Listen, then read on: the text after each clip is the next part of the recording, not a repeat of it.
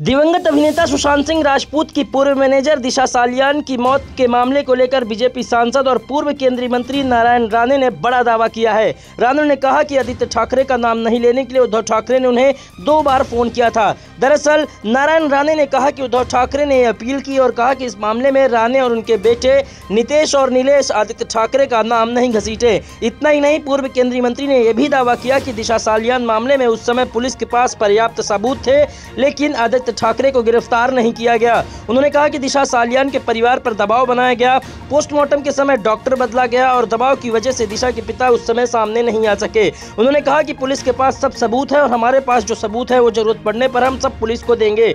वहीं आदित्य ठाकरे ने कहा कि ये उन्हें बदनाम करने की साजिश है। इसके अलावा शिवसेना यूबीटी के सांसद संजय राउत ने भी नारायण राणे के आरोपों को खारिज करते हुए कहा कि ठाकरे परिवार को बदनाम करने की कोशिश की जा रही है। उद्धव ठाकरे ने कभी भी उन्हें फोन नहीं किया। आपको बता दें कि दिशा के पिता ने बॉम्बे हाईकोर्ट में एक याचिका दाखिल किया जिसमें उन्होंने आदित्य ठाकरे, आदित्य पंचोली और मुंबई पुलिस पर गंभीर आरोप लगाए हैं। इस मामले में 2 अप्रैल को सुनवाई होनी है। वहीं राणे ने कहा कि दिशा सालियान की घटना के बाद मैं बांद्रा क्रॉस कर रहा था, उसी समय मुझे उद्धव ठाकरे के पीए मिलिंद नार्वेकर का फोन आया। नार्वेकर ने मुझसे कहा कि साहब आपसे बात करना चाहते हैं। फोन पर उद्धव ने मुझसे कहा कि आपके भी बच्चे हैं, आपके बेटे नितेश और नीलेश लगातार आदित्य ठाकरे का नाम ले रहे हैं, उन्हें मना करिए, आदित्य ठाकरे का नाम नहीं ले। नारायण राणे ने कहा कि उद्धव ठाकरे ने कहा कि आपके बच्चे भी डीनो मारियो के घर पर क्या करते हैं मुझे मालूम है, लेकिन बताऊंगा नहीं। वहीं दूसरी बार अस्पताल परमिशन के वक्त उद्धव ठाकरे ने मुझे फोन पर कहा था कि उनके बेटे आदित्य ठाकरे का नाम नहीं ले। बघा, या दोन्ही आत्महत्याच आहेत, हे वारंवार सिद्ध झालंय, स्पष्ट झालेलं आहे। पण राजकीय बदनामीचा कट आपल्या विरोधकांचा करण्यासाठी, विशेषतः ठाकरे कुटुंबियांचा, या दोन्ही आत्महत्यांना कधी हत्या आहे, कधी अमुक आहे, कधी तमुक आहे, अशा पद्धतीचा रंग देण्यात आला। 5 वर्षानंतर दिशा सालियांच्या वडिलांना काही लोकांनी पुढे केले आणि याचा तपास पुन्हा करावा यासाठी याचिका त्यांनी कोर्टात नेली।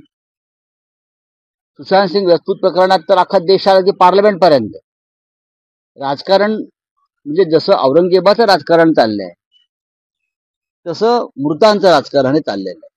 मृतांनाही सोडत नाहीत भारतीय जनता पक्षाचे लोक, आणि विशेषतः चांगल्या घरातली ज्या व्यक्ती मरण पावते, हे दुर्दैव असतं, त्याचे राजकारण करतात आणि त्याच्यामध्ये, त्या बदनामीमध्ये अनेक चांगल्या घरातल्या लोकांना त्यांच्यावर चिखल फेकून त्यांना बदनाम करण्याचं अलीकडचं राजकारण हे भारतीय जनता पक्षाने सुरू केलेलं आहे।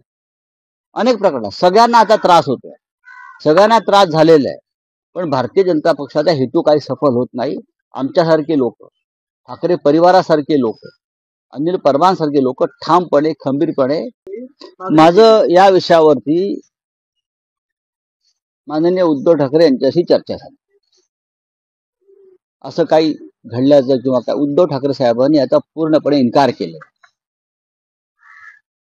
असा कोणताही फोन या संदर्भात नारायण राणे यांना झालेला नाही आणि हे संभाषण झालेलं नाही। मिलिंद नार्वेकर यांच्याशी माझं बोलणं झालं, ते म्हटले मी कधी कोणाला फोन लावून दिला नाही। आता जी यातले प्रमुख व्यक्ती आहेत, नारायण राणे ज्यांचा उल्लेख करतात, त्यांनी सांगितलेलं आहे की अशा प्रकारचे कोणतेही संभाषण झाल्याचं मला दिसत नाही, झालेलंच नाही। किंवा नारायण राणे हे कशाच्या आधारावरती अशा प्रकारची वक्तव्य करतायत इतक्या वर्षानंतर, ते समजून घेणं गरजेचं आहे। काय त्यांची प्रकृती बरी नाहीये का, तर त्यांच्यावरती थोडंसं पाहावं लागेल, कारण 70 पार केली आहे आणि आम्हाला त्यांच्या प्रकृतीची चिंता वाटते। पण माननीय उद्धव ठाकरे आणि मिलिंद नार्वेकर जे आता सध्या आमदार आहेत, त्यांनी स्पष्ट शब्दात सांगितलेलं आहे की अशा प्रकारची कोणतेही संभाषण फोनवर झालेलं नाही।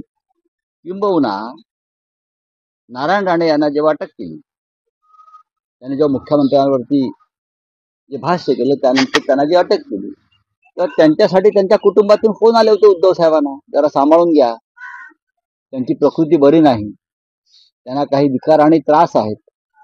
आणि त्यानंतर संध्याकाळी उद्धव साहेबांनी त्यांना, पोलिसांना सूचना देऊन त्यांना सुटका करायला लावला।